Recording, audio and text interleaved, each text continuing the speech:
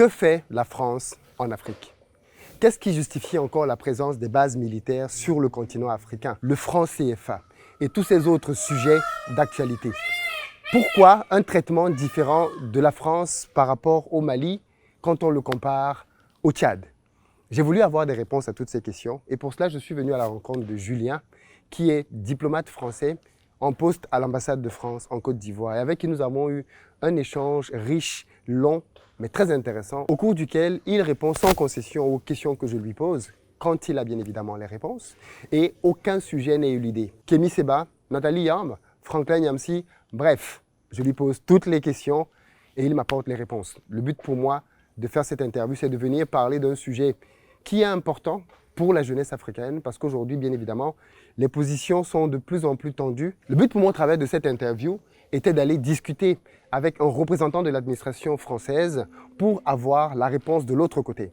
Parce que s'il est vrai que ces sujets sont constamment débattus dans les médias, on a rarement entendu un officiel français prendre le temps de répondre point par point sur chacun d'entre eux. Je veux tout de suite préciser que ce n'était pas un débat contradictoire. Donc mon but ici, ce n'est pas de l'interrompre à chaque fois que je ne suis pas d'accord avec quelque chose, mais plutôt de laisser s'exprimer pour comprendre sa vision et bien évidemment vous permettre, vous aussi, de vous faire un avis en écoutant les deux sons de cloche. Dans les commentaires, j'attends vos avis parce qu'on s'est posé la question de faire ou pas une deuxième partie, mais ça, c'est à vous de le décider après avoir regardé l'interview.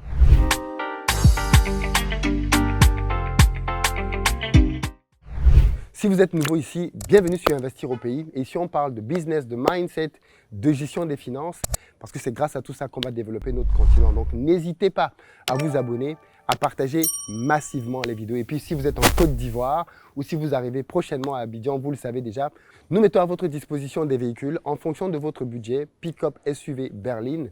Vous nous contactez au numéro qui s'affiche et on se fera un plaisir de vous satisfaire. Je ne vous en dis pas plus. Allons rejoindre Julien. C'est parti. Ok, bonjour Julien. Bonjour Philippe. Merci d'avoir accepté de venir pour que l'on puisse faire cette émission. Merci à toi pour l'invitation. Je t'en prie. Est-ce que tu veux juste dans un premier temps te présenter pour les gens qui ne te connaissent pas encore? Pas de problème. Je m'appelle Julien Vandrièche, j'ai 30 ans, je suis diplomate et conseiller politique de l'ambassade de France en Côte d'Ivoire. D'accord. Alors déjà, de manière très basique, c'est quoi un diplomate? Alors un diplomate, c'est un représentant d'un État à l'étranger. Donc moi, je travaille pour la France, donc je suis représentant de la France en Côte d'Ivoire. Et du coup, notre objectif, c'est de raffermir les liens entre un État et un autre. Donc en l'occurrence, moi, mon quotidien, c'est de s'assurer de la bonne relation entre la France et la Côte d'Ivoire, spécifiquement dans le domaine politique en l'occurrence. Donc ça veut dire que forcément, dans ton activité, tu rencontres tous les partis politiques au quotidien? C'est ça. Ça, c'est mon activité principale en tant que conseiller politique, c'est d'avoir une vision globale de la situation politique en Côte d'Ivoire et de pouvoir en rendre compte aux autorités françaises, à commencer par l'ambassadeur, mais aussi le ministère des Affaires étrangères et l'Élysée. Et donc pour ça, je rencontre tous les partis, donc le RHDP évidemment, mais aussi le PDCI, le PPACI et les autres, pour pouvoir avoir une vision globale des attentes et des positionnements de chacun et de pouvoir en rendre compte. Est-ce que les partis politiques en Côte d'Ivoire ont des attentes vis-à-vis de la France ?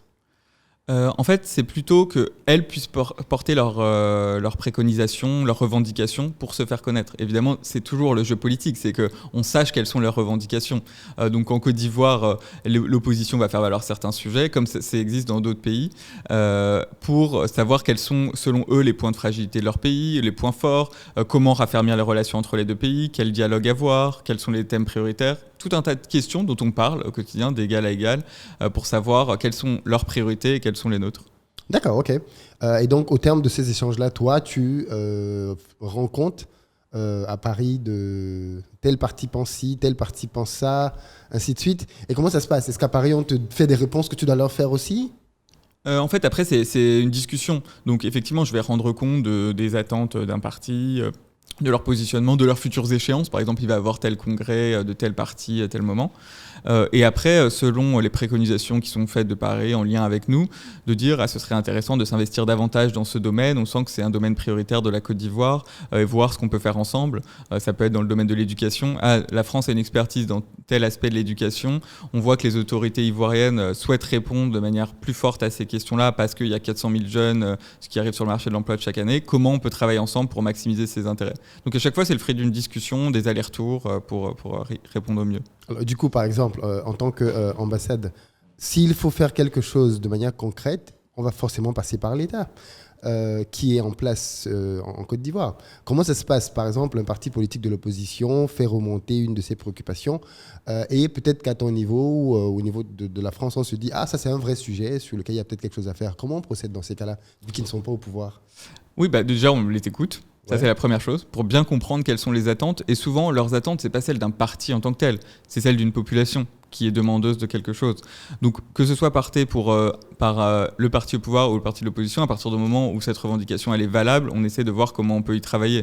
Donc, il peut y avoir des accords officiels, bilatéraux, ce qu'on peut voir quand des ministres signent l'un à côté de l'autre. Mais il y a plein d'autres manières de travailler entre deux pays. Ça peut être en soutenant la société civile, une ONG, en soutenant des acteurs culturels pour faire valoir les liens entre nos deux pays, en encourageant les acteurs économiques à aller investir dans le pays. Par exemple, la France est le premier investisseur en Côte d'Ivoire. La France organise chaque année plus de 150 événements culturels à l'Institut français. Donc c'est voir qu'est-ce qui est attendu et comment on peut y répondre sans forcément se dire « Ah, mais c'est tel parti qui a dit ça, du coup c'est délicat si c'est l'opposition, etc. » On ne se pose pas cette question-là. Évidemment, on a un rapport plus étroit avec le parti au pouvoir parce que c'est le point d'entrée, c'est eux qui nous accréditent en tant qu'ambassade. Mais ça ne veut pas dire qu'on n'écoute pas les autres et qu'on n'essaie pas de répondre à leurs besoins. D'accord, ok. Et de manière globale, la relation entre la France et la Côte d'Ivoire aujourd'hui, est-ce qu'elle est au beau fixe? Aujourd'hui, oui, elle est très bonne et elle se retrouve à tous les niveaux. Donc au niveau politique, c'est souvent ce qu'on voit le plus parce qu'on voit que le président Macron rencontre le président Ouattara. Mais en fait, il y a plein d'autres volets d'interaction entre la France et la Côte d'Ivoire. Il y a à mon niveau, tous les agents de l'ambassade, on est une centaine dans différents domaines, qui échangeons avec tous les acteurs ivoiriens. Mais c'est aussi des liens humains beaucoup plus diffus. Ici, il y a 20 000 Français en Côte d'Ivoire, il y a 100 000 Ivoiriens en France, et c'est autant de personnes qui font vivre la relation entre les deux pays. Les manifestations culturelles, tous les artistes qui sont en France, tous les artistes qu'on accueille ici, c'est les acteurs économiques. Il y a plus de 700 entreprises françaises en Côte d'Ivoire qui investissent, créent des emplois, donnent des opportunités aux acteurs ivoiriens. Donc voilà, c'est tout ça qui fait que la relation franco-ivoirienne est aussi dense et aussi dynamique. D'accord. Alors, on a une élection à venir très prochainement. Toi qui discutes avec tous les partis, beaucoup de questions se posent par rapport à cette élection-là. Déjà, par exemple, on a eu le retour du président Gbagbo en Côte d'Ivoire. Est-ce que c'est un événement que toi, de ton poste, que tu connaissais avant tout le monde? Comment ça se passe dans ces cas-là? Est-ce que tu as une primeur de l'information? Non, pas nécessairement. Souvent, en fait, on est des observateurs de la vie politique. C'est-à-dire qu'on va voir ce qui se passe, on va la commenter, on va interagir avec ses interlocuteurs. Mais l'idée, c'est pas qu'on soit impliqué dans la politique ivoirienne, parce que ce serait qualifié d'ingérence. Nous, on est plutôt là pour dialoguer. Alors parfois, de par la relation qu'on peut avoir avec certains interlocuteurs politiques, vont nous donner une information dans le cadre de la relation de confiance qu'on a pu nouer en disant « Ah bah, je te le dis, la semaine prochaine, on va annoncer le congrès de tel parti. » Mais l'idée, nous, on ne souhaite pas s'ingérer pour savoir tout avant tout le monde. Non, au contraire, on est là pour que si la vie politique se fait sans nous, très bien. Et nous, on est plutôt des partenaires. On est là, on observe, on accompagne. Si besoin, on travaille ensemble. Mais on n'a pas besoin d'être impliqué quotidiennement dans la vie politique ivoirienne. Ça veut dire que pour la prochaine élection, tu ne sais pas dire si le président Gbagbo, Ouattara, Bédi, tu ne sais pas dire qui sera candidat. Ah bah, si quelqu'un peut me le dire, je veux bien, je suis preneur. Ok, d'accord, très bien. Le temps nous dira certainement qui sera candidat, pourquoi très prochainement. L'autre élément qui m'intéressait quand même par rapport à ça, avant de revenir sur ton activité de manière un peu plus concrète, c'est comment on fait pour devenir diplomate, c'est-à-dire quelqu'un qui pense à ça. Est-ce que toi, tu as voulu l'être depuis tout petit? Comment ça se fait? Est-ce qu'il faut des concours? Est-ce que c'est qu'on postule? Ouais. Bah moi, c'est vrai que je me suis toujours intéressé à ces sujets-là, de par ma double culture, parce que ma mère est burundaise et mon père est français. Donc j'ai toujours été intéressé aux différentes cultures, aux différentes langues. J'ai appris l'anglais, j'ai appris le portugais, le swahili. Donc j'ai toujours été intéressé par les voyages, ce genre de choses. Le continent africain m'a toujours beaucoup, beaucoup attiré. Et donc assez naturellement, je me suis tourné vers les relations internationales. Maintenant, il y a plusieurs moyens de faire des relations internationales. On peut travailler dans une ONG, on peut travailler pour l'ONU, on peut travailler pour un État. Et assez vite, j'ai eu envie de travailler pour l'intérêt général et pour la France, mais tout en valorisant aussi mon côté africain, parce que ça me paraissait important de aussi valoriser cette double culture. Et donc pour devenir diplomate français, il y a plusieurs manières. On peut faire l'ENA, donc l'École nationale d'administration, qui s'appelle maintenant l'INSP. Donc ça, Oui. c'est un concours assez technocratique, je vais dire, où il faut connaître les finances publiques, le droit public, les questions sociales. Et en fait, ça permet de former des hauts fonctionnaires de l'État assez généralistes qui peuvent aller d'un ministère à l'autre et qui sont affectés d'un ministère à l'autre. Donc ça peut être affaires étrangères, ça peut être affaires sociales, ministère des armées, et valoriser leur connaissance de l'État de manière générale dans l'administration. Donc il y en a qui deviennent diplomates comme ça. Et puis après, il y a ceux qui ont plus un profil relations internationales, comme le mien. Et il y a un concours dédié pour devenir directement diplomate. Et donc là, il faut connaître plutôt tous les sujets de la diplomatie, donc l'économie internationale, les relations internationales, parler au moins 2 ou 3 langues. Et donc c'est ce que j'ai fait. Et il y a plusieurs zones de recrutement. Donc moi, je l'ai fait avec la spécialisation Afrique. Donc c'est pour ça qu'il est important de parler une ou plusieurs langues parlées en Afrique. Et dans ces cas-là, on passe un concours qui, là aussi, est assez sélectif. Et une fois qu'on le réussit, on devient fonctionnaire, donc représentant de l'État. Et c'est là qu'on commence le système de rotation, être envoyé dans différents pays, différentes ambassades. Oui, parce que ça aussi, c'est une des choses que j'ai apprises avec toi, c'est qu'il y a une rotation au niveau des ambassades, en fait. C'est ça. Donc pour chaque poste, on est affecté 2, 3 ou 4 ans. Donc moi, j'ai commencé depuis Paris. J'étais en charge de la République démocratique du Congo, mais depuis Paris. Donc suivre ce pays en lien avec notre ambassade sur place et les autorités congolaises. Donc j'ai fait ça depuis Paris pendant un peu plus de 2 ans. Et puis ensuite, je suis venu en Côte d'Ivoire comme conseiller politique. Et donc là, c'est pareil, 3 ans. Et l'objectif de ça, c'est garder un certain recul sur la situation des pays. Parce que si on y reste trop de temps, parfois on ne se rend plus vraiment compte des habitudes, ce qui fonctionne pas, le risque de trop de proximité avec les autorités et les risques que ça peut engendrer. Donc c'est important d'avoir ce recul. Et puis ça permet d'accumuler des expériences et d'avoir une vision d'ensemble, parce que travailler en tant que diplomate, c'est pas seulement voir que la Côte d'Ivoire. Il faut comprendre l'environnement régional, il faut comprendre les questions africaines, quelles sont les interactions d'un pays avec l'autre. Et puis ça permet d'avoir une vraie culture de la diplomatie pour à terme monter en puissance et pouvoir prendre les meilleures décisions possibles si on devient ambassadeur un jour. Du coup, dans le cadre des activités, ici en Côte d'Ivoire, de manière concrète, que fait l'ambassade de France ? Alors en fait, l'objectif de l'ambassade de France, c'est de nouer une relation étroite avec les autorités ivoiriennes. Ça, c'est ce que je te disais plus tôt. Et donc pour ça passe déjà par une posture d'écoute, de savoir quelles sont les dynamiques en Côte d'Ivoire, qu'est-ce qui se passe en Côte d'Ivoire, quelles sont les attentes des autorités, de l'opposition, de la population, et bien comprendre comment nous, on peut travailler ensemble. Donc là, par exemple, en Côte d'Ivoire, on voit qu'on a une population extrêmement jeune, 75% de la population qui a moins de 30 ans. Donc on essaye d'adapter nos actions en fonction de ça et de ce que nous disent les populations ivoiriennes. Et c'est comme ça qu'on a défini des thèmes prioritaires sur lesquels nous, on avait une expertise, sur lesquels il y avait une volonté des autorités ivoiriennes de travailler avec nous pour mieux adapter notre action. Donc ces thèmes prioritaires, ça va être l'éducation et la formation professionnelle, l'entrepreneuriat, l'agriculture, les industries culturelles, le sport. Donc voilà, c'est des thèmes sur lesquels on essaye de travailler ensemble et voir comment on peut mobiliser nos connaissances, celles de la Côte d'Ivoire et les besoins. Et du coup, de manière concrète, comment ça se traduit ? Est-ce qu'il y a des actions palpables sur le terrain qu'on peut identifier ? Ouais. Tout à fait, ouais. Comme étant le fruit de cette coopération ? Oui, bien sûr. Par exemple, dans le sport, l'idée, c'est de faire du sport un vecteur de cohésion sociale. Et c'est pour ça qu'avec les autorités ivoiriennes, on a travaillé à la création ce qu'on appelle les agoras. Donc, c'est des grands complexes où il y a des terrains de sport, des restaurants, des salles une scène de spectacle, des petits commerces, pour que ce soit un lieu où tout le monde peut venir, et moyennant quelques centaines de francs, on peut louer un terrain de basket ou de foot, venir se reposer, échanger, pour faire du sport vraiment un lieu d'interaction où tout le monde peut se parler. Donc la première a été créée à Koumassi, il y a 3 ans maintenant. Et l'idée, c'est qu'il y en ait une dizaine à travers le pays et que ce soit des lieux de rencontre. Et surtout, ce qu'on veut aussi, c'est le faire dans les zones où il pourrait y avoir des tensions sociales, communautaires, pour que les gens aient un lieu où se retrouver, échanger. Et que ce n'est pas juste le sport pour le sport, mais c'est le sport comme motif d'interaction. Vecteur, ouais. Ok, d'accord, pas mal. Et est-ce que il y a par exemple une initiative aussi qui est intéressante. Je crois que c'est une école agricole. Oui, c'est ça. Dans l'éducation aussi, c'est un gros volet de notre action pour accompagner toute cette jeunesse ivoirienne et faire en sorte que les autorités ivoiriennes aussi puissent monter en puissance et répondre à ce besoin et à tout ce qu'ils essayent de mener.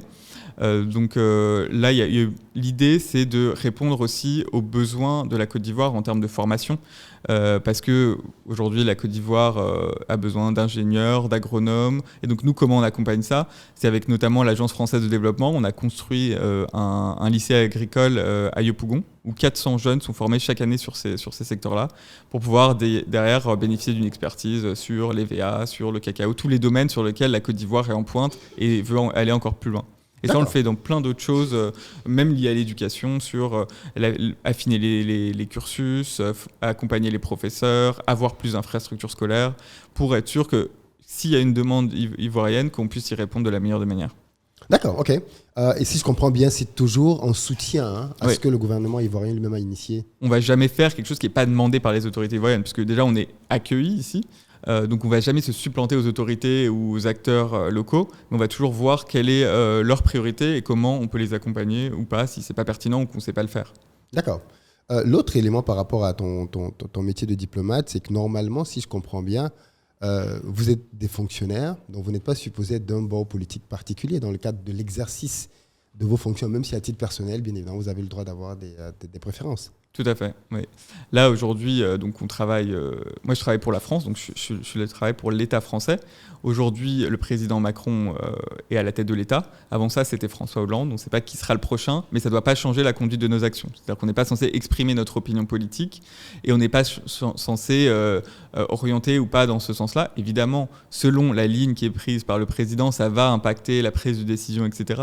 Mais c'est justement le rôle des fonctionnaires, des diplomates, de garder, de mettre en avant les valeurs du pays et pas la couleur politique. Donc ça va être les mêmes thèmes qu'on retrouve habituellement, le soutien à la société civile, la promotion des droits de l'homme, la démocratie, etc. C'est des valeurs et des principes directeurs de la France qu'on va retrouver peu importe le chef de l'État. D'accord, mais les diplomates, enfin les ambassadeurs sont nommés. Tout à fait. À partir de ce moment-là, ça veut dire que le président de la République a la latitude de nommer des personnes en fonction de ses propres préférences. Oui, et ça peut arriver. Ça peut être des figures. En France, on a assez peu de nominations politiques, généralement, à la tête des ambassades. Ça peut arriver, mais souvent pour des services exceptionnels qui ont été faits. Donc on va voir des écrivains, par exemple. Il y a Romain Gary qui était ambassadeur, Ruffin, l'écrivain. Donc c'est plutôt pour des services exceptionnels qu'une nomination purement politique, même si ça peut arriver. Il y a d'autres États, comme les États-Unis, qui ont beaucoup plus une habitude de nomination politique. C'est-à-dire quand il y a un nouveau président, plein d'ambassadeurs vont changer. C'est ça. Souvent, en France, c'est moins le cas. Et on va souvent avoir plutôt l'expertise, donc des diplomates de carrière qui ont traversé tous les régimes politiques et qui ont eu des fonctions de responsabilité qui vont être nommées. Donc oui, le président peut nommer ou pas un ambassadeur, mais souvent, finalement, ça va être un fonctionnaire qui a souvent été sur la ligne, qui a toujours fait preuve de neutralité dans son action. Devenir ambassadeur, c'est le Graal quand on est diplomate ? En tout cas, c'est l'aboutissement d'une carrière. Parce que souvent, donc on va commencer, on va être en charge d'un pays à Paris. Ensuite, on va être, par exemple, conseiller politique comme moi dans un pays. Puis on va enchaîner dans un deuxième pays, on peut être conseiller presse, conseiller culturel. Et au fur et à mesure, on va accumuler les expériences comme ça et monter en compétences, encadrer une équipe un peu plus grosse à chaque fois, revenir à Paris pour voir le fonctionnement du ministère à plus haut niveau. Et au fur et à mesure de cette expérience accumulée, l'objectif, c'est qu'on puisse le mobiliser pour être ambassadeur, donc chef représentant de la France dans une ambassade.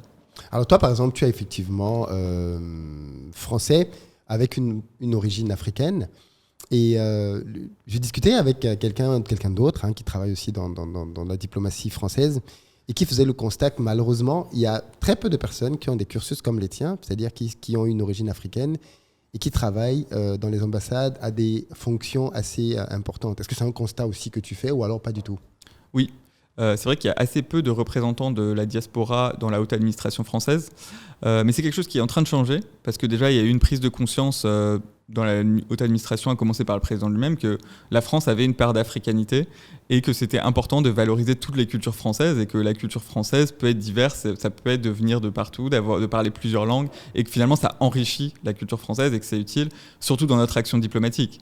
Enfin, d'avoir quelqu'un qui connaît autant le continent africain que la France, c'est très utile pour la poursuite de notre action et il y a une vraie valeur ajoutée. Mais ça, c'est vraiment en train de changer. Par exemple, je te parlais du concours pour devenir diplomate. Il y a plusieurs langues africaines qui ont été ajoutées. Donc maintenant, si on parle Peul, si on parle Wolof, si on parle Bambara, c'est un moyen de devenir diplomate. C'est pour montrer que, oui, si vous êtes d'origine malienne et que vous êtes en France, vous avez quelque chose à apporter à la France et on a besoin de vous pour adapter notre réaction au Mali. Si notre action au Mali n'a pas toujours été parfaite ou n'a pas été toujours la bonne réponse, c'est aussi parce qu'on a besoin d'une expertise africaine et que vous êtes autant français que les autres et qu'il n'y a pas de raison que vous ne le valorisez pas plus, au contraire. Donc il y a vraiment un effort qui est mis là-dessus pour reconnaître que la France est variée, diverse et qu'on peut valoriser ça. Et moi, ça me tient vraiment à cœur que en fait, la France soit reflétée dans la haute administration. Genre, là, on a une France très plurielle, très variée. C'est important que même au stade de décision, ça se reflète. D'accord, très bien. Je voudrais que l'on revienne justement un peu sur les initiatives. Depuis que le président Macron est au pouvoir, il a dit, comme beaucoup de ses prédécesseurs, qu'il allait en finir avec la France-Afrique, en finir avec les anciennes pratiques, ainsi de suite, les passe-droits, les privilèges. Et l'une des initiatives qu'il a lancées, c'est le fameux sommet Afrique-France. L'ordre est très important, Afrique-France. Et la première édition s'est tenue à Montpellier. Il y a eu une deuxième édition ici à Abidjan, d'ailleurs, à laquelle j'ai participé. Et moi, j'ai 2 questions pour toi là-dessus. La première, c'est à quoi ça servait, clairement. Et la deuxième, où est-ce qu'on en est aujourd'hui ? Oui. L'objectif, c'est vraiment renouveler le regard et les relations entre le continent africain et le continent européen, spécifiquement la France, pour adapter notre action et être sûr qu'elle se fasse en adéquation avec les attentes et les besoins des uns et des autres. On a souvent reproché à la France de parler qu'aux chefs d'État. Vous êtes dans vos ambassades, vous êtes dans vos tours d'ivoire, vous rencontrez le président et les ministres, mais vous ne comprenez pas ce qui se passe sur le terrain, nous la jeunesse, nous les personnes cosmopolites qui sont tout le temps en train de voyager. Et c'est une critique que le président Macron a entendue. Ok, peut-être qu'on a eu une vision trop élitiste de notre approche sur le continent africain, trop tournée vers les personnes plus âgées, etc. Dans ce cas, changeons ce paradigme. Et pour changer ça, faisons un sommet sans chef d'État pour la première fois. Si vous trouvez qu'on parle trop chef d'État, faisons-le sans eux. Alors ça a été très critiqué, y compris par les chefs d'État qui n'ont pas forcément compris au premier abord. Ça ne veut pas dire qu'on ne leur parle plus au chef d'État, mais ça veut dire qu'on peut créer doses d'un sens de discussion. Et pour ça, l'idée, c'était d'inviter le maximum d'interlocuteurs artistes, intellectuels, activistes africains, mais aussi d'activistes. Mais choisis sur quelle base ? En fait, est-ce que les personnes choisies n'étaient pas les plus favorables à la France déjà ? Ce qui biaiserait le débat au final. Je pense que quand même le président Macron s'est fait bien secouer avec l'histoire de la marée sur la scène, donc je suis pas sûr. Je suis pas sûr que ce soit tous les plus favorables. Sinon, il y a une petite erreur de casting. Mais non, au contraire, le but c'est que les gens puissent critiquer notre action pour l'améliorer. Et ça, le choix des personnes, ça s'est fait avec le travail quotidien des ambassades. Je te disais, moi, je rencontre le maximum d'interlocuteurs pour comprendre la situation en Côte d'Ivoire.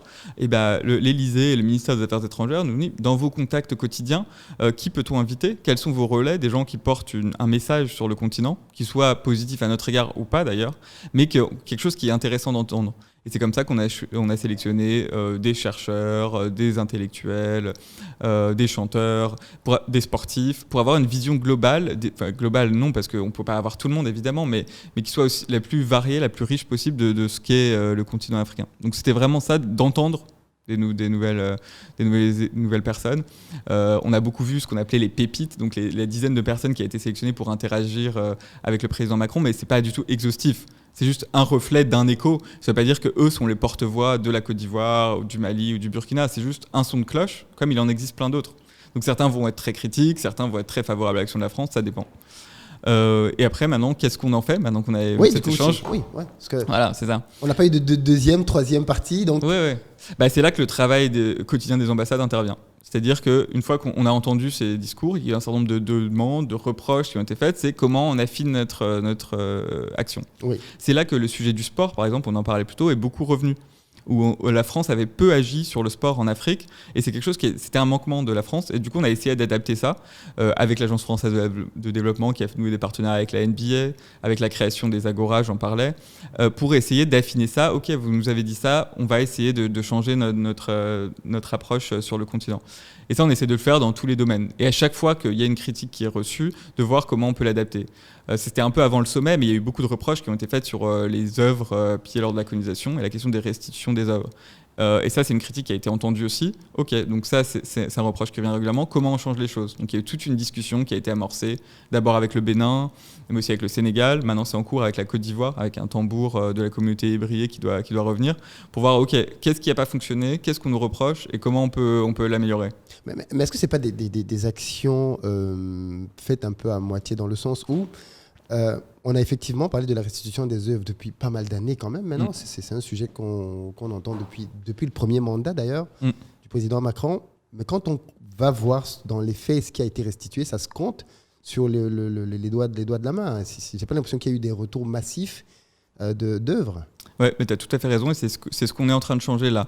À la base, c'était ponctuel. Déjà, c'était fait à la demande de certains chefs d'État ponctuellement. Donc, le président Talon a été un de ceux qui a été le plus à l'initiative là-dessus. Et ça a amorcé tout un dialogue parce qu'on n'était pas habitué à le faire, on ne savait pas trop comment s'y prendre.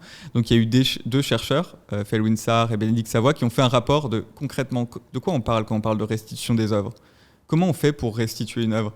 Et on s'est rendu compte que déjà le dispositif juridique était plus compliqué que ce qu'on pensait, parce qu'il y a une règle dans les musées français qui font il y a l'inaliénabilité, je ne sais pas si je le dis bien, des œuvres, donc on n'est pas censé envoyer une pièce comme ça en disant on vous la rend. C'est plus compliqué que ce qu'on pensait. Du coup, on a commencé par faire des prêts ponctuels avant que c'est de leur rendre. Ensuite, on a fait des restitutions ponctuelles dans le cadre d'une loi spécifique, mais on s'est bien rendu compte qu'effectivement, c'était que des retours ponctuels. Et donc là, la prochaine étape en France, c'est l'adoption d'une loi cadre qui permet de rendre les œuvres de manière beaucoup plus massive et systématique. Et donc ça, c'est quelque chose qui devrait arriver au Parlement dans les mois à venir et qui permettra d'avoir des retours beaucoup plus faciles de ces œuvres. Donc effectivement, ça met du temps. Parce que là, ça fait 5 ans qu'on parle de ce sujet-là, mais en fait, il faut défricher le sujet, le comprendre et après l'adapter, avec tout le travail au Parlement que ça implique, etc. Donc c'est vrai que c'est pas facile, mais il faut bien prendre conscience de pourquoi ça met du temps et on espère que ça ira plus vite prochainement. L'un des sujets aussi qui a été reproché, notamment quand on parlait de la marmite sale, c'était le fait des ingérences politiques de la France dans ses anciennes colonies de manière globale. Est-ce que là-dessus, tu penses qu'il y a eu des changements aussi ? On essaye, oui. Peut-être que là encore, l'action n'est pas encore parfaite, mais on essaie de s'adapter au fur et à mesure. Moi, j'ai travaillé sur la République démocratique du Congo au moment où il y avait des élections en 2018. Et c'était voir comment on peut améliorer notre discours par rapport aux processus électoraux en Afrique de manière générale, mais ça vaut aussi pour toutes les autres zones. Et ce qu'on essayait de faire, c'est de jamais, par exemple, parler avant les acteurs politiques concernés. C'est-à-dire, si on souhaite s'exprimer sur la RDC, on le fait après les autorités congolaises elles-mêmes, si possible après les organisations régionales, notamment l'Union africaine, mais aussi les organisations intra-régionales. Et après, on peut le faire. Et il n'y a pas forcément de sens à ce que la France parle seule sur un sujet qui est assez éloigné d'elle. Si elle le fait, c'est de concert avec les partenaires européens, les partenaires américains et les partenaires africains. Donc effectivement, il faut changer l'approche sur le lien politique. Après, ça ne veut pas dire qu'on ne suit pas les politiques et les processus électoraux des différents pays, qu'on n'a pas un avis et qu'on s'exclut d'en parler. Je veux dire, tous les pays du monde font des déclarations sur d'autres pays pour parler de la proximité de leurs relations, condamner des agissements, des exactions, etc. Ça, c'est pas un problème, mais il faut juste le faire au bon moment, de la bonne manière et en respect des autorités qui sont concernées. Donc ça n'a pas forcément de sens de faire des déclarations intempestives sur un pays. Si par exemple il y a des atrocités qui sont commises, c'est important de le faire, au moins au soutien aux populations, parce que c'est les premières impactées, mais pas forcément de manière systématique et sans que ce soit concerté. Alors, ça fait quelques mois maintenant quand même que la France est au cœur de l'attention dans plusieurs pays d'Afrique. Je pense que ça ne t'a pas échappé. Et je voulais quand même qu'on revienne là-dessus pour savoir comment toi tu analyses les choses. J'entends les médias en France dire qu'il y a un sentiment anti-français qui se développe. Est-ce que c'est ce que tu penses, toi ? Est-ce que tu as le sentiment qu'il y a un sentiment anti-français en Afrique ? D'abord, je pense qu'il faut poser le débat de savoir de quoi on parle. Ouais. Sentiment anti-français, c'est souvent le réceptacle d'un sentiment contre la politique française, plus que contre les Français. Les Français ne sont pas attaqués quotidiennement dans la rue sur le continent africain, donc c'est important de découvrir les deux sujets et de voir pourquoi il y a un sentiment anti-politique française. Aujourd'hui, l'analyse, c'est qu'il y a deux ressorts principaux du sentiment anti-français ou anti-politique française. Le premier, c'est une certaine blessure d'agissement de la France sur le continent qui n'ont pas été compris ou qui ont été inadaptés, anachroniques parfois. Et sur ça, on essaye de les changer. C'est ce que je te disais, tu vois, avec la restitution des œuvres. Ok, vous nous avez critiqué, on l'a entendu, on essaie de changer. On parle trop au chef d'État, ok, on va parler à la jeunesse. On le fait aussi sur la politique mémorielle. par exemple pour Rwanda, ça c'est encore une blessure de la relation entre les deux zones. On essaie de changer, donc il y a des historiens qui ont travaillé là-dessus. Donc à chaque fois qu'il y a un sujet chrysogène, on est à l'écoute et on voit comment l'adapter pour justement amoindrir ces quiproquos, ce ressentiment et le sentiment anti-politique française. Donc on essaie de s'adapter, de moderniser. C'est peut-être pas encore parfait, mais c'est une réflexion qui se passe, qui a lieu en permanence. Donc ça, c'est le premier volet, c'est la blessure. Et l'autre volet, c'est une certaine instrumentalisation de certains de nos compétiteurs stratégiques. Et ça, on n'est pas naïf. Et dans ces cas-là, on riposte et on le dit quand il y a des instrumentalisations. Maintenant, je ne veux pas réagir sur le côté instrumentalisation. Oui, il y en a qui payent des internautes, etc., pour instrumentaliser. Et ça donne un effet de loupe. Ça donne l'impression que toute l'Afrique est contre la France, alors que quand on voit au quotidien, les relations entre nos deux pays, entre nos deux populations sont très denses. Les gens vont encore beaucoup en France, tout comme on accueille beaucoup de Français ici. Il y a beaucoup de Français qui viennent ici en Côte d'Ivoire. Donc, il faut toujours rester dans la demi-mesure pour bien comprendre ce phénomène et éviter que ça prenne une proportion catastrophique. Alors, du coup, moi, je veux bien qu'on parle des deux aspects, parce qu'effectivement, et même, moi, je vais être nominatif, je vais te parler de Kémy Séba, de Nathalie Yamb, de Franklin Nyamsi. Mais avant d'arriver à ça, il y a quand même aujourd'hui, alors tu as parlé du sujet des œuvres, mais il y a des sujets quand même sur lesquels il y a une blessure, un ressenti sur lesquels on a l'impression qu'il n'y a pas vraiment de changement. Il y a deux fondamentaux, les bases militaires, le franc CFA. D'accord. Qu'est-ce que tu penses de la présence des bases militaires françaises en Afrique? Est-ce qu'elle est justifiée de nos jours? Parce que malheureusement, les populations considèrent que ces bases, nos pays ne sont pas en guerre. Que font ces bases-là? Est-ce que c'est un moyen d'intimider nos chefs d'État? Alors, après, bien évidemment, l'interprétation va dans tous les sens. Est-ce que c'est un moyen de pression que la France garde et dont elle se réserve pour pouvoir intervenir quand elle le souhaite dans les pays? D'autant plus que quand on regarde l'histoire de nos pays, ça s'est déjà produit. On a vu des coups d'État qui ont été menés en Afrique avec la participation de l'armée française qui était dans le pays. Donc aujourd'hui, la question que beaucoup de gens se posent, c'est pourquoi ces bases sont encore là aujourd'hui en 2023 ? C'est un très bon exemple de ce que peut être le ressentiment et comment on essaie de changer. Ouais. Ça, c'est quelque chose qu'on a entendu au cours des derniers mois, de beaucoup de critiques mais pourquoi il y a encore les bases? Est-ce que ça a encore du sens? Et c'est exactement l'initiative qu'a pris le président Macron en disant « Ok, donc c'est discuté, parlons-en ». Donc il y a eu le discours de Toulon où il a dit « Je veux engager une discussion avec les partenaires africains et le ministère des Armées pour voir ce qu'on doit faire de ces bases ». Est-ce qu'on doit les fermer, les réduire, les faire évoluer? Donc ça, c'est une réflexion qui est encore en cours aujourd'hui, qui n'est pas encore totalement tranchée. Mais l'idée, en tout cas, c'est d'aller beaucoup plus vers la cogestion de ces bases. C'est-à-dire pas forcément les fermer, parce qu'il peut y avoir une expertise mobilisée, mais ça peut, si c'est la demande des uns et des autres, ça peut être fermé. La discussion est ouverte. Mais l'idée aussi, c'est comment mieux travailler entre la France et la Côte d'Ivoire sur ces sujets-là. Donc c'est possible que dans les mois à venir... je dis n'importe quoi, mais qu'il y ait des officiers sénégalais sur la base française au Sénégal pour travailler ensemble à une menace qui est commune, c'est la lutte antiterroriste. C'est possible aussi que les volets d'action des militaires sur cette base changent, que ce soit plus axé sur la formation. En fait, on a une page blanche et on peut réécrire ce qu'on veut faire. Et ça, c'est les discussions qu'on mène avec les autorités, avec les ministères des Armées concernés, avec les populations aussi, selon ce qu'elles nous disent, pour adapter ça. Aujourd'hui, il y a 3 bases qui sont concernées par cette réflexion. C'est au Gabon, en Côte d'Ivoire et au Sénégal. Et tout peut être adapté, tout est faisable. Donc, selon ce qui est attendu, il n'y a pas du tout de prérequis qui est posé par la France. Vous voulez qu'on ferme cette telle base? Ok, c'est une discussion qui est ouverte. Comment on fait? Comment ça doit être mené, etc. Donc là, c'est une discussion qui est en cours. Le ministre des Armées français est venu à 2 reprises en Côte d'Ivoire pour avoir cette discussion avec les gens, en leur disant, nous, on n'a pas décidé ce qu'on voulait faire. C'est pas à nous de dire ce qu'on veut faire. C'est vous qui nous accueillez. Donc, dites-nous quelle forme ça devrait prendre et on verra à quoi ça va aboutir. C'est pas encore totalement décidé. Alors, du coup, ça me ramène justement au deuxième point, les demi-mesures. C'est-à-dire que on a le sentiment que on fait les choses à moitié. Par exemple, si le cri que moi j'entends, c'est pas il faut réutiliser ces bases, c'est il faut fermer ces bases. Les gens sont clairs là-dessus, il faut qu'elles soient fermées. La réponse c'est, ok, on va la co-gérer. Tu vois ce que je veux dire? C'est-à-dire, comme si c'est un peu la même logique avec le franc CFA. C'est-à-dire, on se dit, cette monnaie, on n'en veut plus en fait. Et de l'autre côté, on a une réponse qui dit, bon, vous savez quoi? On va arrêter le franc CFA, on va faire l'éco. Mais au final, quand on regarde ce qu'il y a dans l'éco, on enlève effectivement le fait que l'argent soit déposé à la Banque de France, mais on maintient quand même d'autres éléments, la parité, ainsi de suite, par rapport à l'euro. Donc, on maintient quand même toujours d'autres éléments. Et du coup, on se dit, mais ce sont des demi-mesures au final. C'est-à-dire, il n'y a pas eu la rupture qui était attendue. On est plutôt allé vers un système intermédiaire. Et au final, est-ce que ça ne donne pas le sentiment de... Ouais, mais en fait, il n'y a pas vraiment eu de changement. Bon, déjà, la position, elle n'est pas si claire. Enfin, tout le monde ne demande pas la fermeture des bases, tout comme tout le monde ne demande pas la fin du franc CFA. Donc souvent, même le positionnement de l'opinion publique, il est plus fin que juste rupture ou pas rupture. Donc c'est pour ça que c'est important d'avoir une réponse qui est adaptée aussi aux différentes demandes qui sont faites.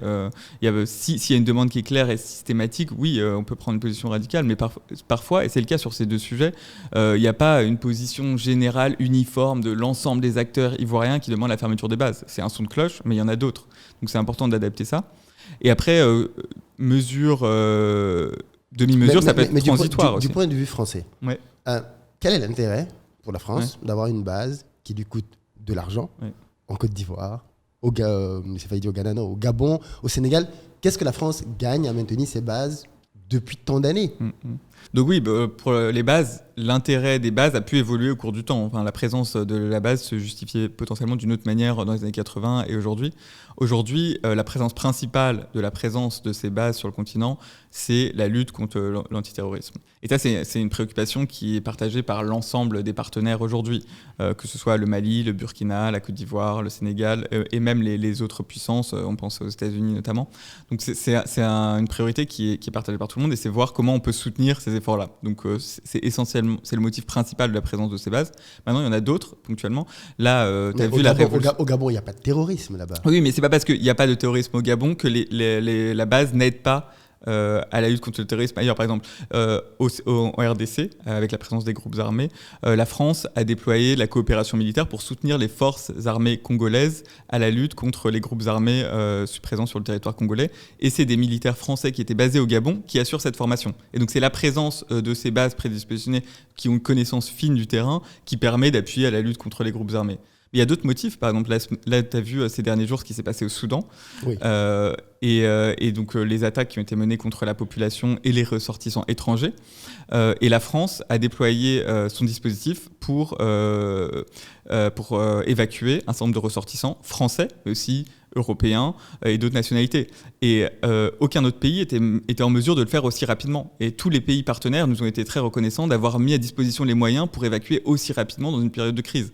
Donc sans ces bases-là, c'est des choses qu'on ne peut pas faire et aujourd'hui, on est un des seuls partenaires à pouvoir le faire. Et ça, c'est à la demande souvent des pays qui nous accueillent. Je veux dire, à aucun moment, on est là si les pays ne le souhaitent pas. Donc s'il y a ce besoin. Donc je pense qu'il y a ces deux volets qui sont importants aujourd'hui, lutte contre le terrorisme, protection des ressortissants, pas que français d'ailleurs, mais autres. Mais là encore, ça ne veut pas dire que c'est figé dans le temps. Et les mesures qui ont été prises aujourd'hui, que certains jugent peut-être trop minimes, elles peuvent être transitoires. Rien ne nous empêche dans 2, 3, 10 ans de dire « Ok, finalement aujourd'hui ça n'a plus de sens, fermons cette base ». La discussion elle reste toujours ouverte et le dialogue se poursuit en permanence. D'accord. Ok, d'accord. Donc effectivement, de ce que je retiens de ta réponse, les positions ne sont pas unidirectionnelles, elles sont plutôt nuancées. Des retours que tu as, ce n'est pas fermement toutes les bases. Il y a des gens qui ont des positions autres. Et donc, au niveau de la France, on essaie de créer, enfin, de trouver un compromis finalement qui arrange tout le monde. Mais moi, à mon niveau, je t'avoue que les gens que j'entends parler des bases disent il faut les fermer. J'ai entendu personne dire gardons-les. Bon. Mais effectivement, on n'a pas les mêmes interlocuteurs. Un verre avec les pour et les contre. Non, on n'a pas les mêmes interlocuteurs. La France et le Mali. Ça, c'est un gros point quand même. Le Mali, de manière historique, c'est quand même un allié de la France, un pays dans lequel la France est depuis très longtemps. Et aujourd'hui, rupture totale. Pourquoi, d'après toi ? Pourquoi ?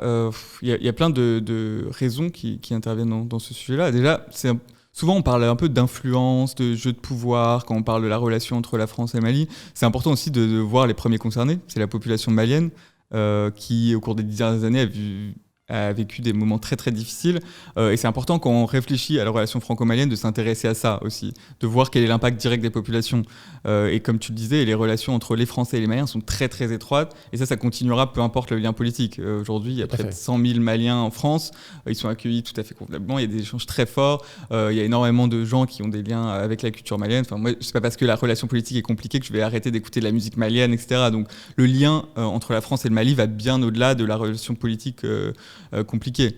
Et beaucoup d'États ont vécu des périodes compliquées entre eux. Enfin, ça peut arriver, nous avec les États-Unis, tu avais suivi peut-être l'affaire des sous-marins il y a quelques temps.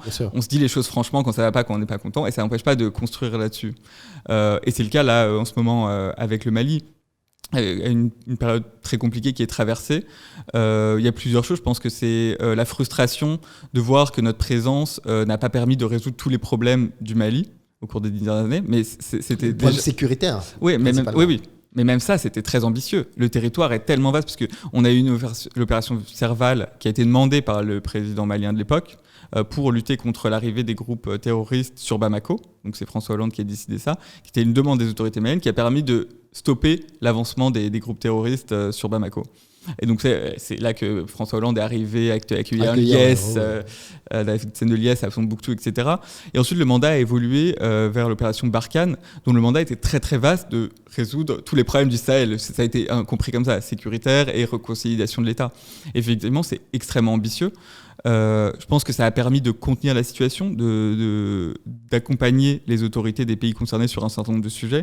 Maintenant, c'est sûr que la France n'a pas vocation et ne peut pas résoudre tous les problèmes. Et donc, je pense que ça a pu nourrir un certain nombre de frustrations à ce niveau-là. Après, il y a aussi une question de légitimisation politique. Un pouvoir politique, c'est toujours plus facile de taper sur l'extérieur quand on est en difficulté en interne plutôt que de faire sa propre autocritique. Donc nous, de toute manière, on prend acte de la décision des autorités maliennes. Ils veulent pas nous dans le pays, on part, on va pas s'arc-bouter sur ce pays-là. Maintenant, on a émis un certain nombre de craintes au moment de notre départ en disant vous voulez travailler avec d'autres partenaires si vous le souhaitez. C'est pas à nous de dire qui sont vos partenaires. Vous pouvez travailler avec qui vous voulez, qu'ils soient étatiques ou non étatiques. Mais si on regarde un an après le départ, de la France au Mali, il y a eu plus de déplacés internes, plus d'exactions, pas d'amélioration de la situation sécuritaire. Donc c'est plus de violations des droits de l'homme. Et encore une fois, ça c'est pas le son de cloche que l'on a quand on écoute les autorités maliennes, qui semblent plutôt dire que les choses vont dans le bon ordre, qu'ils ont repris des parts de terrain aux groupes terroristes, que l'action va dans le bon sens. Ce que je dis, moi, c'est pas la France, c'est pas Julien qui dit qu'il y a moins d'exactions, c'est des rapports des Nations Unies. Donc c'est documenté par les Nations Unies. Si les autorités maliennes ne sont pas d'accord avec les rapports des Nations Unies, ça c'est autre chose et c'est leur sujet, mais ils sont quand même membres des Nations Unies. Donc normalement, les éléments qui sont transmis par les Nations Unies devraient faire consensus. Donc ça, c'est des éléments qui sont chiffrés, documentés par des experts. Hein. C'est pas quelque chose que j'invente ou de propagande. Oui, non, j'ai bien entendu. Et après, c'est pour ça qu'on revient à la légitimisation d'un pouvoir. Il faut que eux aussi aient un certain crédit et mettent en avant leur réussite. Mais de toute façon, moi, l'objectif, tout comme celui de la France de manière générale, c'est quand même que le Mali réussisse. Je suis pas là pour donner des mauvais points en disant le Mali n'a pas réussi à faire ça. Peu importe. Comme je te disais, les premiers à souffrir, c'est les populations maliennes. Et donc, c'est comment on peut améliorer ça. Et ça, je pense que la France se tiendra toujours aux côtés des pays qui, s'ils en font la demande, ont besoin d'aide pour leur population, pour lutter contre la situation humanitaire, parce que c'est les premiers concernés. Et c'est ça vraiment qui inquiète. Les autorités maliennes aujourd'hui ont quand même émis des accusations très graves vis-à-vis de la France, de sa présence au Mali. Ils ont par exemple dit, et ça je l'ai entendu, du fait que pendant la présence de l'armée française au Mali, par exemple, ils n'avaient plus accès à une certaine partie de leur territoire. C'est-à-dire l'armée malienne ne pouvait pas librement se mouvoir sur son sol. Ça, c'est très grave comme accusation. Et c'est faux. Non, à aucun moment, dans aucun pays, la France n'a restreint l'accès au territoire, surtout des autorités nationales, mais à qui que ce soit d'ailleurs. C'était le cas en Centrafrique, c'était le cas dans tous les terrains. À chaque fois, c'est négocié. Et c'est pour ça que j'insistais sur l'opération Serval qui s'est faite à la demande des autorités maliennes. Et le jour où le Mali a dit « on ne veut plus de vous », on est parti. C'est pour ça qu'il n'y a pas du tout de restriction. On est toujours selon la demande qui est faite. C'est pour ça que je parlais de dialogue permanent. C'est-à-dire qu'on adapte au Burkina Faso, c'est pareil. S'ils demandent qu'il n'y ait plus de coopérants, très bien, on en prend acte. On veut pas s'arc-bouter à quelque chose. Nous, notre intérêt, c'est pas de forcer la présence. Ça va rendre les choses encore plus compliquées. Et à aucun moment, on va restreindre la présence d'une autorité sur un territoire. Au contraire, l'objectif au Mali, c'est que les autorités soient présentes et que l'État soit consolidé, puisse assurer les services sociaux de base pour que la situation se normalise. Ça, c'est la priorité avant tout. Mais du coup, dans le discours quand même des autorités françaises et même des politiques françaises vis-à-vis du Mali, moi j'ai comme perçu une forme de condescendance, d'arrogance aussi, avec aussi certains mots qui reviennent très souvent, la junte au pouvoir, rarement... Pourquoi ? Mais ça c'est faux ? Parce que c'est une junte, non ? Alors, si on les qualifie de junte, pourquoi on n'utilise pas le même jargon quand on parle du Tchad? Ah oui, mais c'est un pouvoir qui est dirigé par un militaire, ça c'est totalement assumé. Enfin, je n'ai pas entendu le pouvoir tchadien être qualifié de junte par les mêmes personnes, par les mêmes médias. RFI, France 24, quand ils parlent du Mali, systématiquement, il y a la mise en avant du mot junte qui a une connotation clairement péjorative. Mais quand il s'agit de parler d'autres pays comme le Tchad, on n'utilise pas le même wording, le même mot. En tout cas, si je peux clarifier là, l'objectif de la France dans tous les pays, c'est que la personne au pouvoir reflète l'expression démocratique. Donc, que ce soit des personnes élues par la population. Ça vaut pour tous les pays. Et donc, on va toujours encourager ça. Après, il y a plusieurs manières de le faire. Et ce qui a marché dans un pays ne va pas forcément marcher dans l'autre. Donc, on va toujours voir quelle est la meilleure manière d'accompagner l'arrivée de personnes élues démocratiquement au pouvoir. Ça peut passer par un dialogue avec les pairs de la région, si on n'a pas de dialogue avec les autorités concernées. Ça va être passer avec la personne qui dirige le pays à l'instant T. Ça peut être des déclarations, si on le juge pertinent, au bon moment, etc. Donc on va toujours adapter ça. Après, on n'échappe pas à la critique. Au final, qui décide si un système lui est favorable ou pas? Ça reste les populations du pays. C'est ça, exactement. Aujourd'hui au Mali, est-ce que tu as le sentiment que les autorités au pouvoir n'ont pas le soutien des populations? Mais c'est pour ça que c'est pas à moi qu'il faut demander ça, c'est aux autorités, enfin c'est aux populations maliennes directement. Et après, comme je disais, c'est pour ça qu'on est toujours en réponse, en soutien. Si les autorités maliennes font la demande qu'on soutienne ces initiatives, on le fera. Si on peut accompagner la société civile parce qu'il y a une demande de la société civile, on le fera. Et c'est ce qu'on continue à faire, accompagner les organisations de la société civile dans les pays où on est accueilli. Tout comme le soutien à la liberté de la presse. C'est des choses qu'on fait, mais c'est effectivement pas à nous de nous supplanter aux autorités du pays concerné. Parce que, moi, j'ai plutôt le sentiment que la seule préoccupation de la France, c'est il faut revenir à des élections. Rapidement, il faut faire rapidement des élections. Je ne suis pas contre le fait de faire des élections. Bien évidemment, si on dit qu'on est un pays démocratique, il faut respecter les usages démocratiques. Mais ça fait plus de 60 ans que nos pays font des élections. Et on n'a pas le sentiment que ce soit ça qui a changé fondamentalement grand-chose. Un pays comme le Mali sortait d'élections. On a eu, au Mali et ailleurs d'ailleurs, plusieurs pays dans lesquels il y a eu des changements démocratiques. Le Burkina Faso sortait d'élections. Mais le fait qu'il y ait eu... Je n'ai pas le sentiment que les dirigeants qui aient été élus démocratiquement aient particulièrement eu plus d'impact sur les crises sécuritaires que ceux qui sont là maintenant. Une fois de plus, je ne dis pas qu'il ne faut pas faire des élections, il faut y aller, mais est-ce que la priorité, ce n'est pas au final de régler les problèmes? Parce que c'est ce que le discours que les autorités maliennes disent, c'est pourquoi courir vers une élection avec un pays qui est en feu et à sang? À quoi ça sert une élection dans ce cadre-là? Il faudrait peut-être plutôt le stabiliser d'abord et ensuite organiser une élection. Mais ça, là-dessus, j'ai l'impression que la France est plutôt dans l'idée de dire non, faisons d'abord une élection. Est-ce que j'ai mal compris? D'abord, ce n'est pas la France qui demande les élections. Le retour au processus démocratique et à un processus électoral, c'est demandé par les Nations Unies, l'Union africaine, la CEDEAO, et c'est toutes ces trois instances que la France soutient et s'inscrit dans le même discours. Mais ce n'est pas la France qui a dit « il faut que vous alliez voter ». C'est des discours qui sont avant tout portés par les trois organisations que je viens de mentionner. Effectivement, on soutient cette dynamique. Maintenant, je suis totalement d'accord avec toi. Des élections sans rien d'autre, ça ne sert à rien. Enfin, si déjà les gens ne peuvent pas aller voter parce que la situation ne le permet pas, ça ne sert à rien. Donc évidemment, il faut préparer les conditions pour pouvoir voter. Et c'est pour ça que la plupart des transitions démocratiques prévues prévoient 1 voire 2 ans Et ça, c'est négocié avec toutes les parties prenantes dans le pays pour s'assurer que pendant ces 2 ans, les éléments puissent être préparés pour aller voter. Donc le système électoral, l'amélioration de la situation sécuritaire. Et on sait très bien qu'une élection ne peut pas être organisée en 1 mois, surtout dans un pays qui traverse des crises. Donc c'est pour ça que souvent la période prévue est d'1 ou 2 ans. Maintenant, la question c'est est-ce que ces autorités qui sont au pouvoir à ce moment-là mettent en œuvre les efforts demandés pour aller vers ce processus électoral. Et il y a eu un certain nombre de situations de pays où ça n'a pas été le cas, où en fait ils ont créé ce jeu de dupes en disant oui, dans 2 ans. Oui, bon là, au bout d'1 an, on n'a pas encore tous les éléments, donc il faut prolonger d'1 an. Donc, effectivement, c'est une ligne de crête qu'il faut trouver entre prévoir le moment, la période nécessaire pour l'organisation sans flouer les populations, parce que c'est les premières concernées, en leur empêchant d'aller voter sur plusieurs années, comme ça a pu être le cas dans d'autres pays. Donc c'est vraiment un équilibre à trouver. Et là encore, on est vraiment en retrait et on s'inscrit vraiment dans ce qui est préconisé par les Nations Unies, l'Union africaine et la CEDEAO.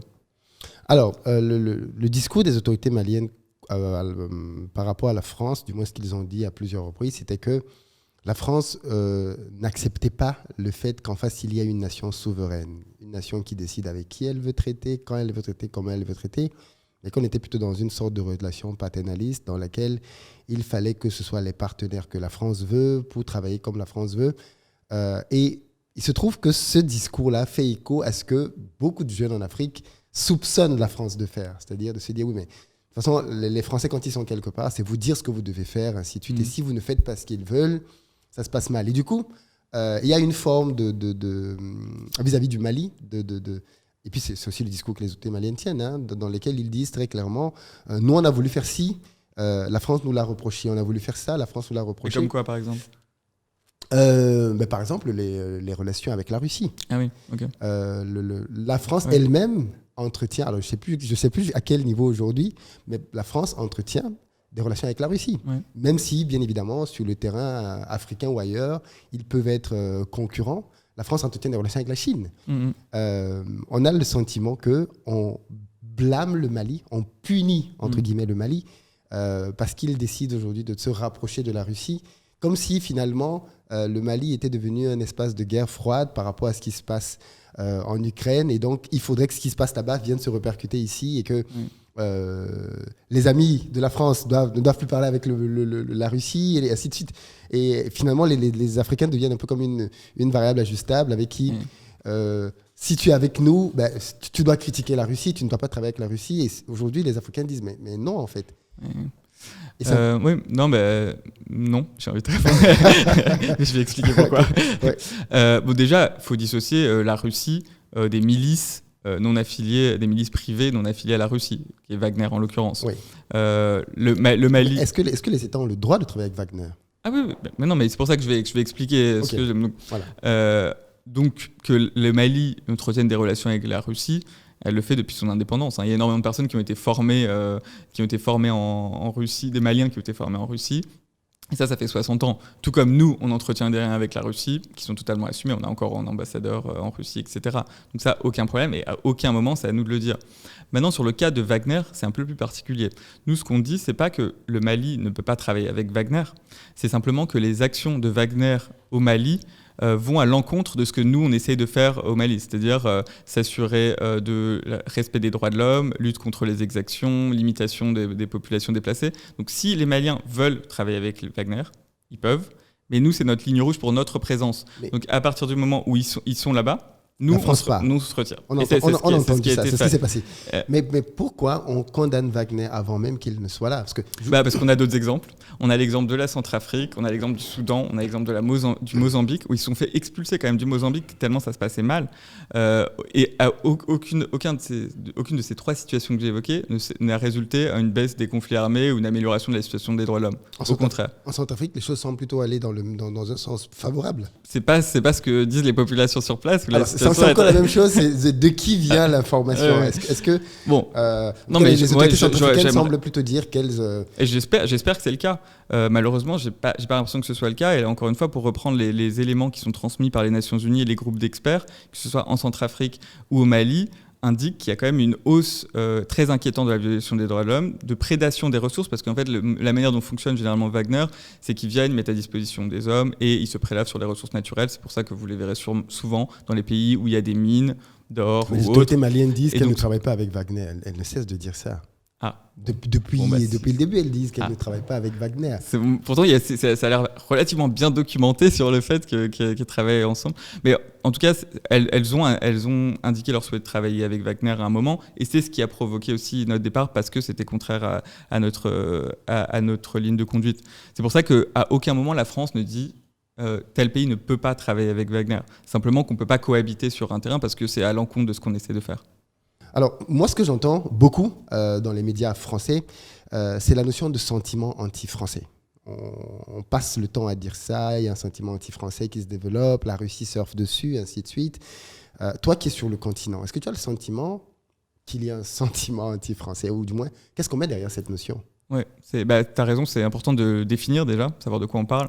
Souvent, quand on parle de sentiment anti-français, ce qui revient des personnes qui utilisent ce terme, c'est surtout le sentiment anti-politique française. Donc c'est important de dissocier les deux, parce que les Français qui sont présents sur le continent africain ne sont pas attaqués quotidiennement pour ce qu'ils sont. Donc c'est important de dissocier ça. Et ensuite de comprendre ce que ça implique, pourquoi cette population sont anti-politique française, et de l'adapter. Nous, notre analyse, c'est que le sentiment anti-français, il résulte de deux dynamiques. La première, c'est une certaine blessure qui a pu avoir lieu dans les relations entre les deux populations dans le passé, parce que des positions ont été mal comprises, parce que des agissements ont été joués comme déplacés ou anachroniques. Et c'est important d'écouter cette critique et de voir comment on peut l'améliorer. On a parlé du sommet Afrique-France, c'était un moyen de plus écouter la jeunesse pour voir ce qui est critiqué, ce qui est attendu ou pas de nous d'ailleurs. Mais c'est ce qu'on a fait aussi sur le Rwanda, avec les critiques liées à la politique mémorielle et la question du génocide des Tutsis. C'est ce qu'on a fait aussi avec la restitution des œuvres. Donc c'est tout un tas de sujets sur lesquels on est de plus en plus critiqués, et accepter de pouvoir en parler et de voir comment on peut y répondre. Avec des décisions qui sont prises par le président de la République, mais aussi dans l'approche, de la manière de s'adresser aux gens, de la mise en avant de nos partenariats, pour que ce soit le plus équilibré, le plus respectueux de l'un et de l'autre. Ça, c'est la première chose, vraiment répondre à cette blessure qu'on peut comprendre, qu'on peut entendre, parce que tout n'a pas été parfait dans notre action. Donc changer ça, ça me paraît nécessaire. Et l'autre volet, c'est l'instrumentalisation qui est faite par certaines des puissances de notre action pour jouer sur le sentiment anti-français, pour qu'on perde qu'on soit moins apprécié et qu'eux, à l'inverse, le soient plus. Et sur ça, on est très clair, on ripostera et on démentira lorsque c'est faux. Maintenant, je ne veux pas surréagir sur l'instrumentalisation qui peut être faite sur telle ou telle personne du sentiment anti-français. On sait qu'il existe, on riposte, mais l'essentiel pour nous, c'est de se focaliser sur ce qu'on fait avec nos partenaires. Aujourd'hui, la France et la Côte d'Ivoire ont des échanges très étroits, je dis politiques, mais aussi culturels. Par exemple, les artistes ivoiriens remplissent des salles en France. J'ai pas vu Magic System remplir des salles à Saint-Pétersbourg, à Moscou. Donc, c'est des éléments qui sont très probants sur les liens qui nous unissent et qui vont bien au-delà du sentiment anti-politique française et sur lequel on souhaite se concentrer. Alors aujourd'hui, effectivement, il y a un certain nombre de personnes, de figures qui sont très, très suivies sur le continent africain. On va parler de trois d'entre elles, parce que pour moi, elles sont les plus représentatives. Kémy Séba, Nathalie Yamb et Franklin Nyamsi. Kémy Séba, qui est peut-être le plus... je ne sais pas si je vais dire le plus connu. Français, né en France, d'origine béninoise, aujourd'hui installé en Afrique. Qu'est-ce que la France reproche à Kémy Séba ? Déjà, on peut avoir des désaccords de position, ce qui arrive très souvent dans son cas. Donc on n'est pas d'accord sur l'analyse, sur l'approche, sur l'histoire qui est approchée. Mais bon, ça, c'est soit. On a le droit d'être en désaccord avec certains positionnements qui sont pris par la France ou à titre individuel, il n'y a pas de problème. Maintenant, ce qu'on reproche pour Kémy Séba, mais c'est le cas aussi pour Nathalie Yamb et Franklin Nyamsi, c'est quand on est dans l'illégalité. Et ça arrive dans le cas où il y a des propos outranciers, parfois proches de l'appel au meurtre, qui sont émis à l'encontre des autorités françaises ou du personnel français, notamment certains militaires. Il y a des propos qui ont été extrêmement choquants qui ont été par exemple de Nathalie Yamb, quand elle appelle à attaquer les militaires français sur la zone pour mieux les faire partir. C'est des propos qui tombent sous le coup de la loi et qui doivent être condamnés. Donc ça, c'est vraiment le premier reproche. C'est ça qui pose problème vraiment sur leurs agissements. Mais j'avais l'impression quand même qu'avant que Nathalie Arm ne dise ça, elle était déjà pas très appréciée. Hein. C'est pour ça que je te dis qu'on peut être en désaccord et on peut ne pas apprécier le personnage, soit. Mais bon, ça, qui sommes-nous pour ne pas apprécier? On a le droit, c'est une position. Là, le problème, c'est quand on tombe sous le coup de la toile et qu'il y a une menace. Quand on tombe sous le loi. Et puis surtout qu'il y a une menace contre nos ressortissants. Et là, c'est vraiment problématique. Oui. Moi, j'ai aucun problème à ce qu'on me critique ou à ce qu'on critique la France, notre action. Au contraire, ça m'aide à m'améliorer et améliorer le retour que je peux faire aux autorités. Mais il faut que ce soit fait de manière courtoise et constructive, sinon ça n'a aucun sens. Alors, tu as dit tout à l'heure que dans le fond, tu n'étais pas d'accord, et c'est peut-être ça aussi qui, moi, va m'intéresser. Sur quel élément, par exemple, d'argumentaire, tu penses que là, ce qu'ils disent est faux? Par exemple, est-ce que tu as un élément comme ça? Parce que j'ai souvent entendu ça de la part de médias français qui disent oui, de toutes les façons, ils instrumentalisent, ils mentent, ainsi de suite. Ouais. Malheureusement, chaque fois que ce genre de phrases sont dites, on ne dit pas concrètement où est-ce qu'ils ont menti. Par exemple, là, moi, j'aime bien ce que tu viens de dire parce que tu as pris un élément factuel. Nathalie Arm a dit ça tombe sous le coup de la loi. Parfait, il n'y a rien à dire. Par contre, dans l'analyse qu'ils font de l'action française en Afrique, des intentions, de tout ce que tu veux, avec quoi tu n'es pas d'accord? Bon, encore une fois, je vais te répondre, hein, mais moi, à titre personnel, et c'est le cas de l'ambassade ici, notre préoccupation, c'est pas de suivre et de répondre à la moindre petite phrase de Nathalie Arm, de dire on est contre, on n'est pas contre, parce qu'on se focalise sur ce qu'on fait et notre objectif, c'est d'avancer et de construire une relation. Donc, on n'est pas dans la politique de la petite phrase, de toujours rétorquer sur Twitter. Donc, mais là, je vais répondre parce que tu m'interroges dessus, évidemment. Mais c'est des choses toutes bêtes, comme de dire que la France n'est présente sur le continent africain que pour piller les ressources du continent. C'est totalement faux. Évidemment, il y a des intérêts économiques qui sont français, évidemment, il y a des intérêts économiques qui sont ivoiriens, et notre objectif, c'est de maximiser les deux pour que ce soit un partenariat gagnant-gagnant. Donc, si on a des entreprises françaises, par exemple dans la transformation du cacao, qui peuvent accompagner ce processus en formant des Ivoiriens, en créant les structures dédiées, très bien, mais on n'est pas là pour piller les ressources. Et d'ailleurs, c'est pas du tout dans notre intérêt qu'un État soit fragile. Au contraire, parce qu'un État fragile, ça veut dire potentiellement plus de conflits, ça veut dire des vagues migratoires incontrôlées, ça veut dire plein d'autres choses. Donc, notre objectif, c'est pas de piller et que le pays soit à terre. Et c'est ce qu'on fait dans tous les domaines. Là, par exemple, il y a eu la CAN qui se prépare. La France a accompagné la construction du stade de Yamoussoukro.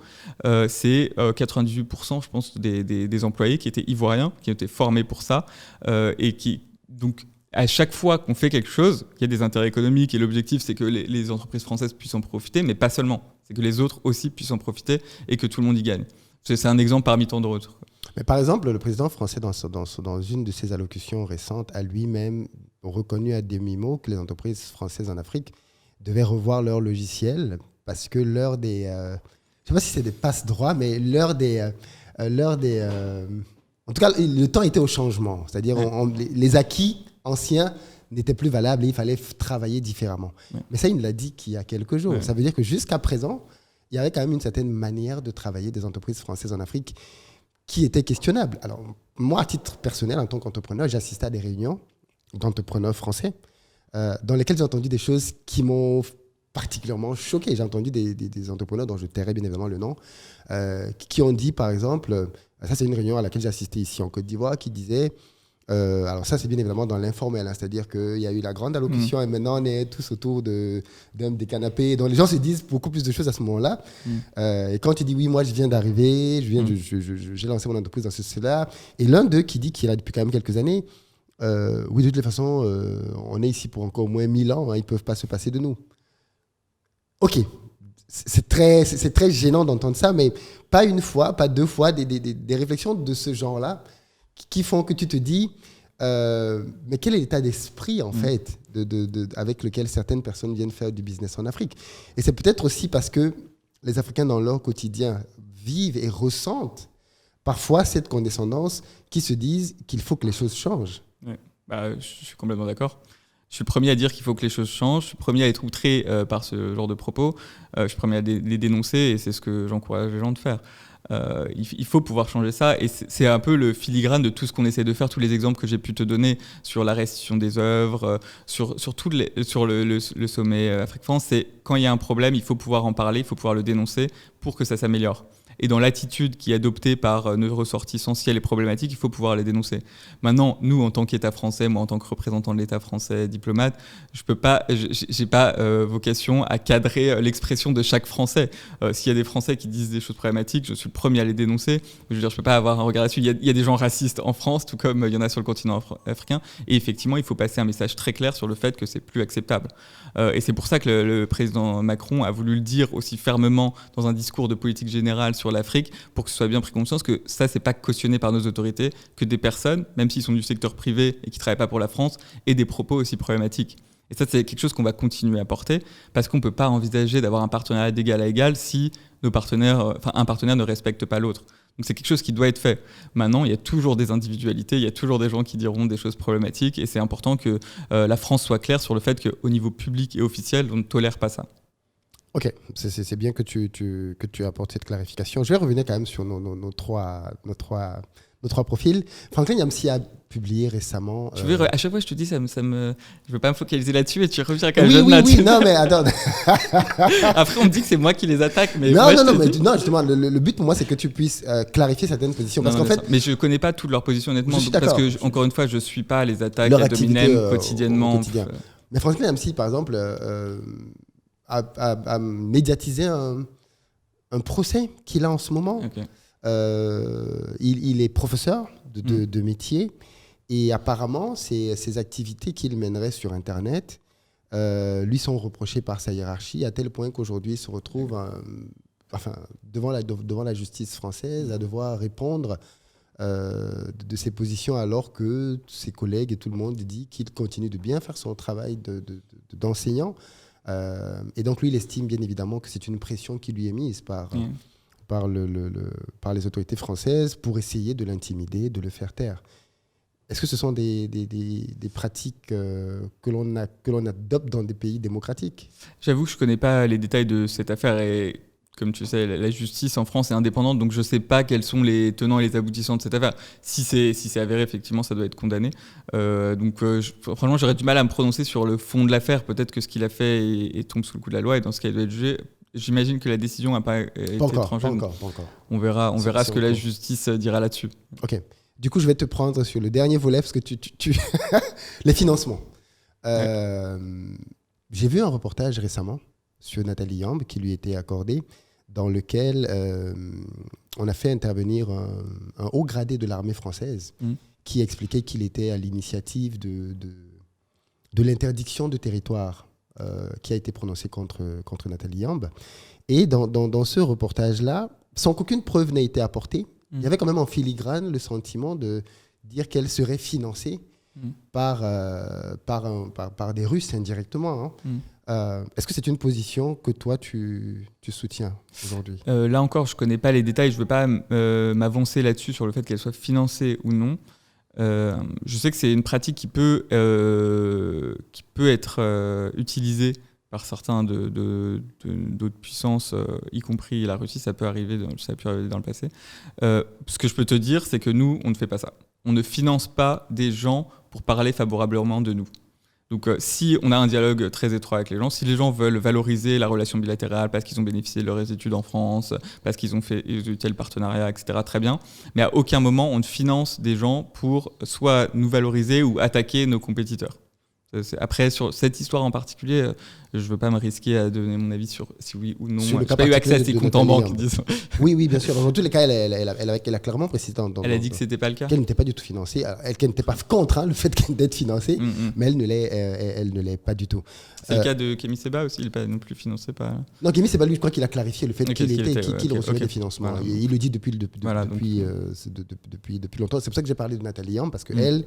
Il y avait cet argument qui est ressorti du fait d'être financé. Okay. Ce qui, au fond, en soi, est-ce que ça pose tant de problèmes que ça ? Parce que les Russes, parce que pour le coup, on est avec les Russes, ne sont pas les premiers à financer. Les Américains ont financé. Il y a plein de... Peut-être que tu dis la France ne le fait pas, mais... C'est une question d'éthique, en fait. C'est des choix qui doivent être faits. Parce que pour nous, les gens doivent pouvoir s'exprimer librement sur ce qu'ils pensent vraiment et qu'on n'ait pas à influencer ça avec une valeur financière. Donc c'est plutôt une question éthique et morale qui se pose.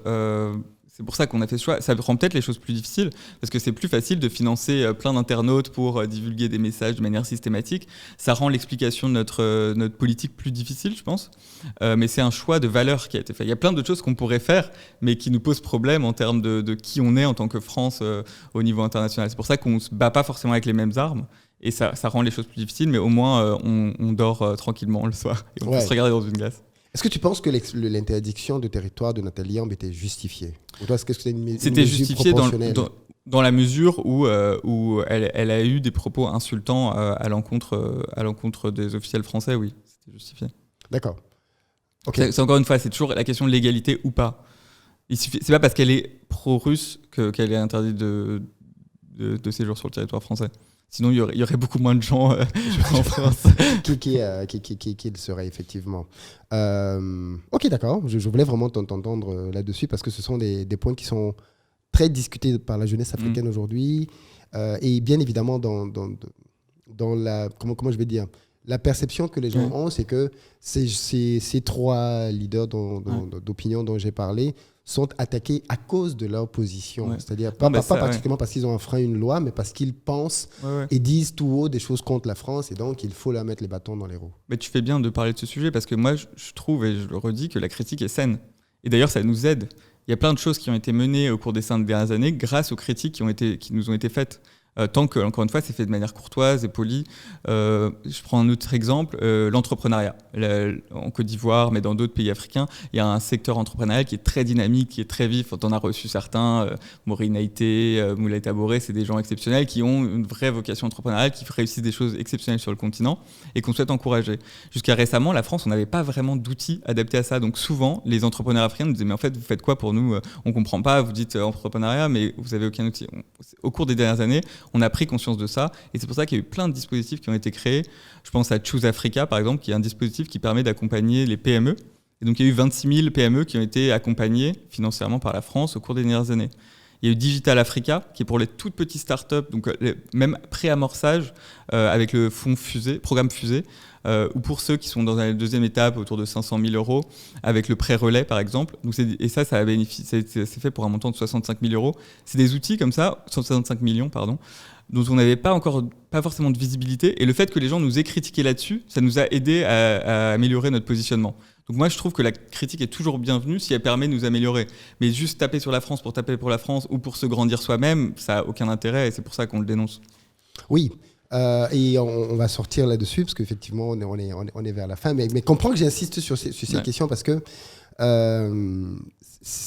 ça fait partie des points de tension aujourd'hui. Ouais, je suis d'accord avec toi sur le fait de dire, et tu viens de le préciser, qu'il y a un problème de visibilité. C'est-à-dire que les choses que la France fait ne sont pas visibles. Peut-être parce que la France aussi communique mal ou ne communique pas du tout. Sur ça, j'en profite pour dire, suivez-nous sur nos réseaux, France en Côte d'Ivoire, si vous avez des questions sur ce qu'on fait.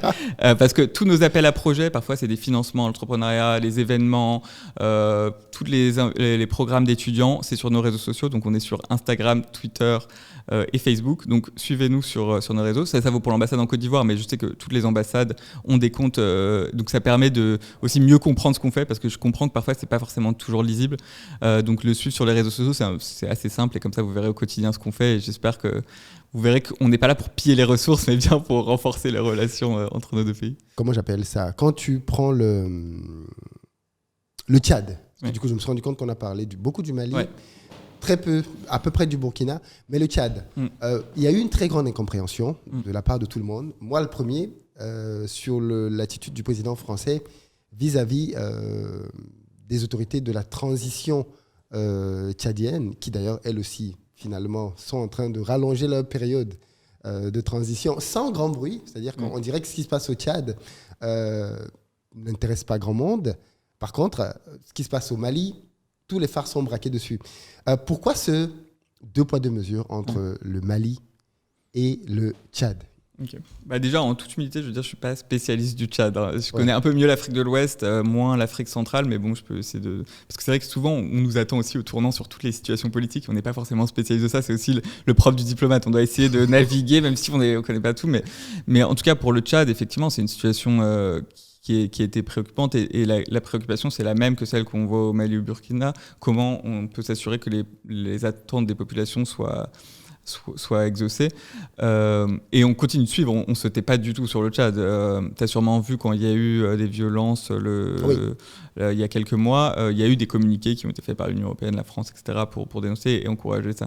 Maintenant, c'est comme d'autres situations où la question, c'est de savoir comment on peut accompagner au mieux la situation. Souvent, avoir une déclaration publique d'un président français qui condamne tel ou tel agissement, soit ça va pas être utile, soit ça va être contre-productif parce que ça va braquer les 10 personnes concernées. Et donc c'est plus intéressant de parler directement en tête à tête, de chef d'État à chef d'État ou d'ambassadeur à ambassadeur pour passer des messages de préoccupation, de recommandations. Ça marche souvent mieux que juste rudoyer un président publiquement. C'est ce qu'on fait au Tchad, mais c'est ce qu'on fait aussi en Chine. C'est pas parce qu'on parle pas de la situation des Ouïghours dans une conférence de presse qu'on n'est pas préoccupé par cette situation et qu'on n'en parle pas en privé. Mais c'est aussi la moyen de le faire. Tout comme c'est pas parce qu'on donne pas de visibilité à un soutien à une organisation de la société civile qu'on le fait pas. Donc c'est ça aussi tout l'art de la diplomatie. Il y a des choses publiques, il y a des choses discrètes, mais l'objectif c'est le même, c'est la paix et la stabilité. Oui, mais du coup, je vais peut-être reformuler ma question. Au moment où il y a le décès du feu président tchadien, Idriss Déby, père, il y a une constitution au Tchad qui prévoit ce qui se passe en cas d'impossibilité pour le président de la République de pouvoir tenir ses fonctions. Et cette constitution n'a pas été respectée à ce moment-là.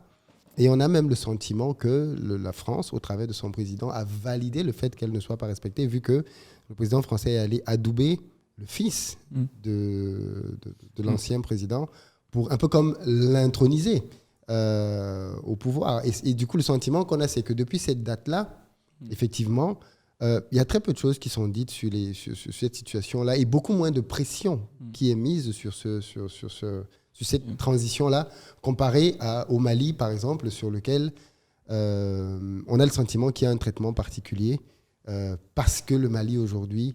C'est la lecture que les gens font, parce que le Mali aujourd'hui a rompu sa relation avec la France. On veut le lui faire payer.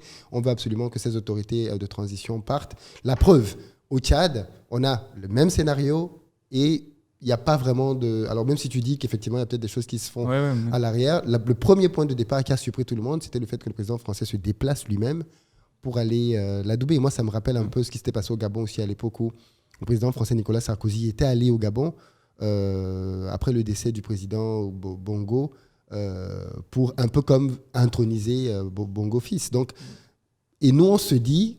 Quand on écoute le discours du président français, que la rupture qu'il veut apporter, c'est politiquement à ce genre de niveau-là. C'est-à-dire que quand il y a un problème dans un pays, vous êtes majeur, adulte, vous vous débrouillez pour trouver une solution et vous n'avez pas besoin que ce soit la France qui vienne pour vous dire « Ok, le bon président de la transition, ça va être tel ou tel autre ». Parce que ça, clairement, ça renvoie à une époque que les Africains ne veulent plus.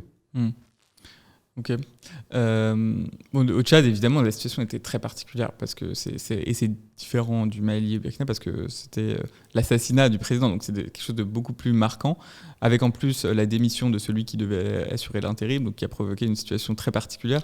Démission quand même très suspecte. Ok, c'est toi qui le dis. Mais en tout cas, le président Macron n'est pas allé à une intronisation, une passation de pouvoir du fils Déby. Il est allé aux obsèques du père Déby, avec lequel il avait travaillé pendant de nombreuses années. Donc c'était une marque de respect qu'on attribue à un ancien chef de l'État, tout comme le président s'est rendu aux obsèques de la reine d'Angleterre. C'est plutôt au titre de cet obsèque par respect pour leur collaboration passée que pour adouber le nouveau chef de l'État par intérim. Et donc là, c'est ce que je te disais plus tôt, c'est maintenant, basé sur ça, cette constitution dans laquelle c'est pas à nous de dire ça. T'imagines si le président Macron disait « débrouillez-vous, mais moi je veux un président démocratique dans un an ». Tu vois, ça serait extrêmement problématique sur le ton. Non, même s'il n'a pas à le dire, il n'a juste pas à se pointer et aller laisser... C'est pour ça que je te parlais d'obsèques. Et en plus, c'est les obsèques, et puis en fait, finalement, d'être sur place, ça permet aussi de passer un certain nombre de messages, pas forcément publics, mais de préoccupations, et d'avoir un discours très franc, dans les deux sens d'ailleurs. Donc c'est pour ça que le choix a été fait de se rendre sur place à ce moment-là. C'est les obsèques et puis pouvoir parler directement à cette personne par intérim, savoir ce qu'il en était. Maintenant, à aucun moment, le président ne se voyait dire moi, je ne veux pas savoir ce qu'il en est, je ne veux pas savoir si la démission est suspecte ou pas, mais vous me trouvez un chef d'État élu. T'imagines comment ça aurait été interprété au Tchad. Donc c'est une ligne de crête, c'est pas forcément facile. On doit naviguer entre ce qui est attendu des populations, les valeurs qui sont portées par la France, pour que l'objectif final qui est partagé par la population, à savoir l'expression démocratique, puisse être assuré sans qu'on arrive avec nos gros sabots en disant comment ça, il n'y a toujours pas de président élu ? Qu'est-ce que j'avais dit il y a un an ? Oui, non, on est d'accord. Mais par exemple, moi, quand je regarde les deux situations, je me dis, entre le Tchad et le Mali, il y a quand même beaucoup de préoccupations au Tchad. Sucé Masra, je ne sais pas si tu le connais, qui était quand même l'opposition, qui est devenu l'opposant politique numéro 1 au Tchad, a pris la fuite. Parce que sa vie était clairement en danger. Aujourd'hui, la situation est quand même floue à pas mal d'égards. Mais là, je te le redis, c'est pas parce que Succès Masra n'est pas président qu'on lui parle pas. C'est aussi de mon travail en tant que conseiller politique ici, mais c'est le cas pour les équipes au Tchad, d'avoir des échanges avec l'ensemble des parties prenantes. Donc ça, c'est aussi quelque chose qui est très important. En tout cas, le travail politique en Afrique, le travail que tu fais est très difficile parce que on en est bien conscient aujourd'hui. Les transitions démocratiques sont très difficiles dans nos pays. C'est difficile ailleurs aussi. Hein. Il y a d'autres pays qui sont concernés par ces transitions politiques difficiles. Ouais, c'est sûr. Mais je pense que pour clôturer là-dessus, les attentes que la jeunesse africaine pourrait avoir serait de dire si la France veut vraiment, pour le coup, jouer un rôle, qu'elle joue un rôle qui va être fondamentalement pour le bien des populations. C'est-à-dire, parce qu'au final, et c'est bien ce qu'on est en train de voir maintenant, des choses qui ont eu lieu il y a 50, 60 ans, les gens les ressortent maintenant. Et ça devient des points de blessure maintenant. Parce qu'au final, la mémoire des peuples, on ne l'oublie pas en fait. C'est-à-dire, on peut pendant 5-10 ans couver quelque chose, mais pareil, le meurtre ou l'assassinat, je ne sais pas comment je devrais l'appeler, de Kadhafi, ça ressort aujourd'hui. C'est-à-dire, les gens imputent clairement ça à la France en disant mais c'est la France qui a assassiné Kadhafi et ça pose problème parce que depuis cet assassinat, voilà ce qui s'est passé, on a eu la crise au Sahel, ainsi de suite. Donc, moi, je me dis, est-ce que ce n'est pas aussi une vision long terme qu'il faudrait avoir en se disant... Tu t'avais commencé ta phrase en disant si la France veut jouer un rôle dans les processus politiques africains, la réponse c'est très clair, c'est la France ne veut pas jouer de rôle dans les processus politiques intérieurs africains. C'est pas à la France de le faire. On veut pas jouer de rôle, tout simplement. C'est pas si on veut ou pas et comment le faire. C'est non. C'est un processus national et c'est aux autorités nationales, aux acteurs nationaux de s'impliquer. Maintenant, si on peut soutenir une initiative ponctuellement à la demande des autorités ou des acteurs, oui, mais la France ne veut pas jouer un rôle dans un processus politique intérieur. Est-ce que tu ne penses pas qu'il y a un déphasage entre cette intention noble que tout le monde salue et la réalité ? Après, c'est toute la finesse du jeu diplomatique. Moi, depuis que je suis ici, quand la France va faire quelque chose, on va nous dire mais c'est de l'ingérence, vous n'avez pas honte de vous impliquer là-dessus. Quand on fait rien, mais comment la France ne peut-elle rien dire sur ces agissements ? Donc c'est toujours une ligne de crête et il faut l'adapter. Là encore, je te disais, tous les agissements n'ont pas forcément été parfaits ou les bonnes lectures. Enfin, je veux dire, la décision est humaine, hein, donc elles peuvent être parfois en inadéquation ou un loupé politique, ça peut arriver. Mais la préoccupation de la France, c'est en tout cas essayer d'aller dans le bon sens et être à l'écoute des critiques pour affiner et améliorer cette position. Et donc ça passe par écouter davantage la jeunesse africaine, avoir aussi des reflets de cette africanité au sein de nos administrations pour la prise de décision. Je n'ai pas prétention à changer la politique africaine de la France, mais si, de par ma connaissance du Burundi, de la RDC et de la Côte d'Ivoire, je peux dire non, mais là, je pense que ça ne va pas dans la bonne direction, je le ferai avec plaisir. Et il n'est pas question de dire les intérêts français à fond ou les intérêts burundais, etc. Non, c'est parce qu'en fait, souvent, les intérêts sont mutuels, c'est-à-dire stabilité, opportunité économique, expression démocratique. Et donc, on a tout intérêt à travailler ensemble et valoriser ces différentes cultures. Est-ce que pour toi, parce que je me rends compte que je n'ai pas posé la question sur le Burkina, est-ce que le Burkina, c'est le futur Mali ? J'espère pas. J'espère pas. J'espère que la situation sécuritaire va s'améliorer. J'espère que le dialogue continuera à être franc et apaisé avec l'ensemble des partenaires. J'espère qu'il y aura des opportunités économiques. Aujourd'hui, les choses sont... J'ai l'impression que les relations sont en train de se tendre aussi, non ? Entre les autorités de la transition burkinabé et la France. Parce qu'on est en train de suivre un peu le même schéma. On interdit les médias, on expulse tel ou tel représentant. Pourquoi les médias sont interdits ? Forcément, ça crispe. Nous, dont les valeurs, c'est la liberté des médias, forcément, quand on voit un média français qui est expulsé, ça fait mal au cœur quand nous, on a accès à tous les médias, etc. On se dit, mais pourquoi ces décisions ? Quand nos ambassades sont attaquées, ou forcément, c'est des préoccupations et des crispations qui sont créées.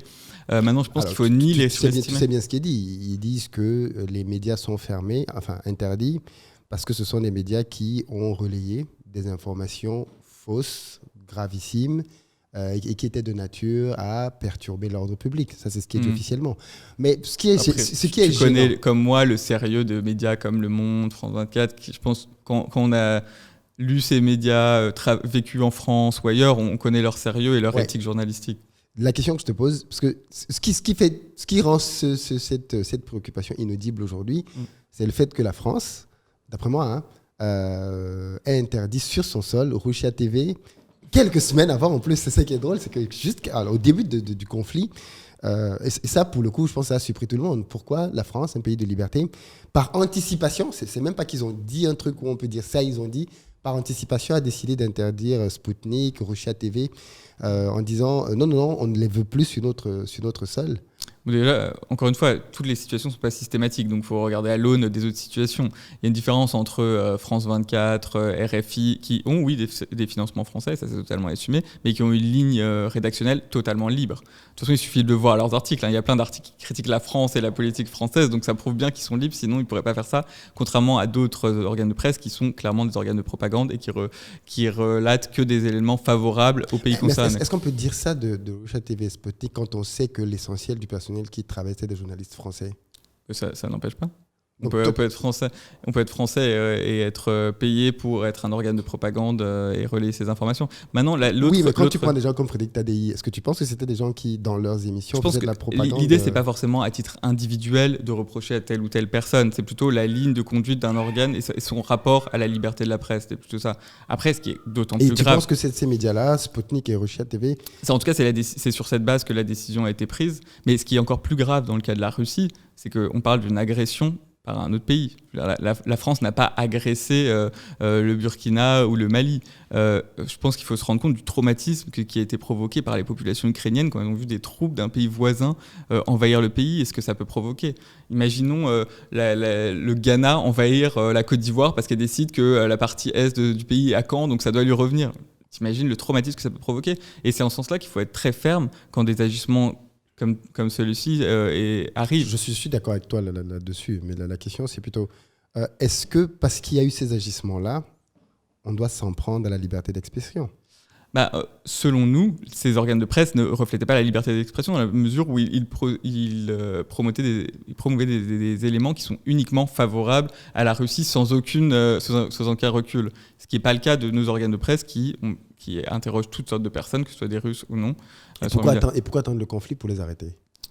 Je pense parce que ça a été, encore une fois, je pense que c'est la ligne rouge de l'agression qui a été un traumatisme. Je pense qu'il y a pu avoir un seuil de tolérance ou de préoccupation, mais à partir du moment où il y a une guerre d'agression et que ces mêmes organes de presse répercutent de manière hyper favorable cette même agression, là, c'est vraiment un problème. C'est pas le rôle du CSA de réguler les médias en France? Est-ce que c'est au rôle des politiques de venir dire toi tu ne parles plus, toi tu parles, toi tu es un mauvais élève, toi tu es un bon élève? Mais donc tu dis, alors est-ce que c'est la même approche que pour le capitaine Traoré au Burkina? Est-ce que tu lui reproches la même chose en ayant viré France 24? Est-ce que c'est à lui de le dire ou pas? Je vais rarement être pour le fait de faire taire un média. Mais donc effectivement, c'est des choix politiques au vu de la situation internationale. Du coup, les gens vont donc dire c'est comment la réponse du berger à la bergère, c'est-à-dire la France a expulsé des médias, qu'elle ne se plaigne pas qu'on ferme ces médias. En fait, et pour nous, c'est pas un média libre. Je veux juste te dire qu'en faisant ce genre d'action, tu ouvres en fait une brèche qui fait que désormais tout le monde peut s'engouffrer dedans et dire mais attends, pourquoi est-ce que tu te plains alors que toi-même tu l'as fait? Mais c'est exactement c'est similaire à l'affaire Yamb. C'est une question de l'égalité. À partir du moment où pour nous un média libre, c'est celui où tu peux avoir plein d'avis contradictoires sur le même plateau. Pas de problème, même s'il appartient à la Russie. Tout comme Nathalie Yamb peut être pro-russe si elle défend la Russie sur le territoire français, pas de problème. Mais à partir du moment où c'est en contradiction avec nos valeurs, que ce soit respect de nos ressortissants pour Nathalie Yamb ou respect de la liberté des opinions pour le cas de Russia Today où la position est totalement uniforme, là ça nous pose problème. Donc effectivement, je suis d'accord avec toi que ça peut semer le doute parce que les gens se disent pourquoi là, pourquoi pas là, mais c'est important d'aller dans la finesse de la décision, de comprendre concrètement pourquoi on a pris cette décision. Et souvent, c'est un peu plus complexe que juste dire il est russe, donc on le dégage. C'est le cas pour Natalian, mais c'est le cas aussi pour d'autres aspects. Le président français avait dit en sortie qu'il allait créer un nouveau média, un média de plus. Alors, c'était quoi le bon mot? Parce que là, il faut être précis. En tout cas, c'était un média qu'il voulait créer en riposte à justement toutes les news qui sont dites contre la France. Où on en est où avec ce projet? En fait, je crois qu'il y a eu une petite confusion avec l'utilisation du terme média. L'idée, c'est pas d'avoir un organe de presse pro-France, parce que ce serait contre-productif et en contradiction avec nos valeurs, comme tu l'indiquais, parce que l'idée, c'est que ce soit libre. C'est plutôt de mieux communiquer, et pour ça, d'avoir des canaux qui permettent de diffuser notre action, ce qu'on fait. Mais c'est un peu ce que je disais avec nos réseaux sociaux. C'est-à-dire, beaucoup de gens ne savent pas ce qu'on fait, à quoi on sert. Dans ce cas, il faut une plateforme où c'est accessible. Donc je pense que c'est ça où le terme média était un peu tourné en épingle, où les gens nous voyaient déjà créer le rush à tout des Français. C'est comme ça que j'ai compris. Ouais, c'est pas l'objectif. L'objectif, c'est de mieux vulgariser notre action et mieux expliquer ce qu'on fait, et pas que ce soit un média d'État qui tapage des informations favorables à la France. Non, c'est pas du tout l'idée. Mais c'est entendre plein de choses qu'on fait et qu'on a eu du mal auxquelles on a eu du mal à donner de la visibilité. Qui est important de faire. Par exemple, c'est le cas de notre action en Côte d'Ivoire. En fait, c'est des montants très considérables de ce qu'on fait dans l'éducation, dans la santé, etc. Et souvent, les premiers concernés ne le savent même pas. Oui. En fait, que tel hôpital a pu être construit par la France, etc. Ils se disent, mais à quoi ça sert la France? On voit la base militaire, mais on ne voit pas ce que vous faites concrètement. Donc, c'est aussi à nous de mieux expliquer ça. Et c'est aussi dans cette démarche qu'on essaie d'avoir des nouvelles plateformes, qu'on investit des nouveaux réseaux sociaux pour mieux expliquer et aussi limiter les critiques qui peuvent être faites par mauvaise interprétation, justement. Très bien. On arrive au terme de cette interview, Julien. Je vais te laisser peut-être dire le mot de la fin suite à cet échange. Non, j'ai juste à te remercier pour cet échange. J'espère que ça a pu clarifier un certain nombre de doutes, préoccupations sur ce que je faisais moi en tant que diplomate et ce que fait la France sur le continent africain. Mais je voulais dire que, en tout cas, la France, que ce soit dans les différentes ambassades ou même sur son territoire, est toujours ouverte à la discussion, au dialogue pour améliorer nos relations. Merci beaucoup, Julien. Les commentaires nous diront si ils ont compris ou pas. Voilà. Mais en tout cas, j'ai posé les questions que j'avais à poser. Et puis, bien évidemment, parce que je sais bien qu'il y a des gens qui ont mis dans les commentaires, oui, mais t'as pas posé tel truc. Le but, c'est, non, mais c'est important de le préciser. Le but, c'est que Julien, qui pour le coup est un institutionnel, explique les positions. Le but, c'est pas de débattre sur chacune des positions, mais plutôt qu'il ait le temps et un espace dans lequel il peut vraiment clarifier les choses. Sinon, il faudra un deuxième épisode. Je pense qu'il faudra un deuxième épisode. On en reparlera quand on verra les résultats de celui-ci. Mais en tout cas, merci beaucoup à toi. Merci à toi pour l'invitation. Et à très bientôt. À bientôt.